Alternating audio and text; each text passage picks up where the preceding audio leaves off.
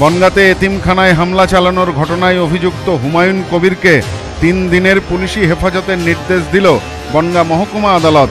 বুধবার পূর্ব বর্ধমানের মেমারি থানা এলাকায় নিজের বাবা মাকে নৃশংসভাবে খুন করে বনগাঁয় পালিয়ে আসে অভিযুক্ত হুমায়ুন।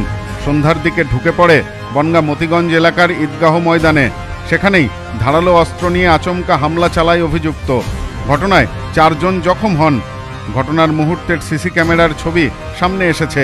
ছবিতে দেখা যাচ্ছে বেপরোয়াভাবে একের পর এক হামলা চালাচ্ছে হুমায়ুন। বুধবার রাতের এই ঘটনার পর অভিযুক্তকে গ্রেপ্তার করে বনগাঁ থানার পুলিশ। এসবের মধ্যেই মতিগঞ্জ এলাকায় বনগাঁ বাগদা সড়ক অবরোধ করে অভিযুক্তের শাস্তির দাবিতে সোচ্চার হন সকলে। পুলিশ যখন বিক্ষোভকারীদের সামলাতে ব্যস্ত, সে সময় প্রায় 150 লোক হামলা চালায় বনগাঁ থানায়। ব্যাপক ভাঙচুর চালানো হয় থানাতে। রাতে সাংবাদিক বৈঠক করেন জেলার পুলিশ সুপার।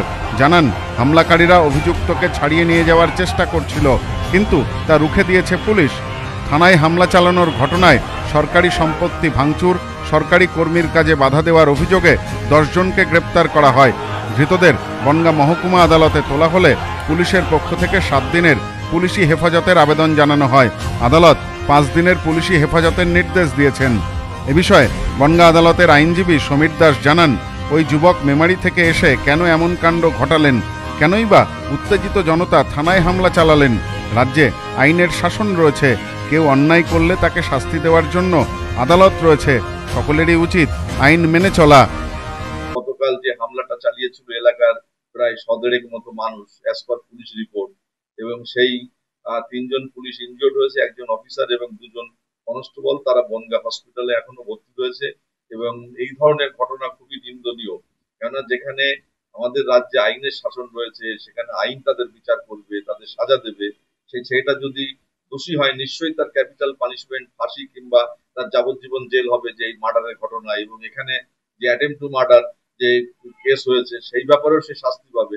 কিন্তু কেন এলাকার লোক ক্ষিপ্ত হয়ে কে তাদের উস্কে দিল, এটাও একটা বলাটা খুবই কঠিন ব্যাপার হচ্ছে, যে কেন এসে তারা পুলিশের উপর হামলা চালাবে। পুলিশ তো যথাযথভাবে তাকে গ্রেপ্তার করেছে এবং তার বিরুদ্ধে যথাযথ ব্যবস্থাও নেওয়া হবে, কিন্তু তথাপিও এটা আমরা মেনে নিতে পারছি না যে এরকম কাদের ইন্ধনে তারা বনগাঁ থানার উপর এরকম একটা হামলা চালালো। এবং যাই হোক, পুলিশ দৃঢ়তার সঙ্গে সেইগুলো মোকাবেলা করেছে এবং সেখান থেকে 10 জনকে অ্যারেস্ট করেছে এবং আরো তল্লাশি চালানো হচ্ছে যে আরো যারা এই থানা ভাঙচুরের ঘটনার সঙ্গে যুক্ত তাদেরও যাতে অ্যারেস্ট করা যায়, যাতে ভবিষ্যতে এই থানায় এসে হামলা চালানোর মতো দৃঢ়তা কেউ না দেখাতে পারে। কেননা যেখানে এখন তো অনেক কাস্টডি ট্রায়াল কেস হচ্ছে, আমরা ভিতরে রেখে বিচার করছি এবং তাদের সাজার ব্যবস্থা করছি, তাহলে কেন মানুষ এরকম কিছু লোক এসে থানাটা হামলা চালালো? এটা পুলিশ তদন্ত করে আফটার পিসি রিটার্নের পরে আরো যে রিপোর্টটা ওরা 3 দিন পরে দেবে, সেটা থেকে আমরা আরো পরিষ্কার বুঝতে পারবো। সব্যসাচী ভট্টাচার্যের report, news no man's land, Bongaon. New PC Jewellers, সম্পর্ক গড়ে দেয়। বনগাঁতে আমাদের 3টি শোরুম প্রতিদিনই খোলা। নিউ পিসি জুয়েলার্স, বনগাঁ বাটার মোড়। নিউ পিসি জুয়েলার্স ব্রাঞ্চ, কুমুদিনী স্কুলের বিপরীতে। New PC Jewellers beauty, Motiganj, Hatkhola. আমাদের এখানে সোনা কিনুন পেপারের দামে।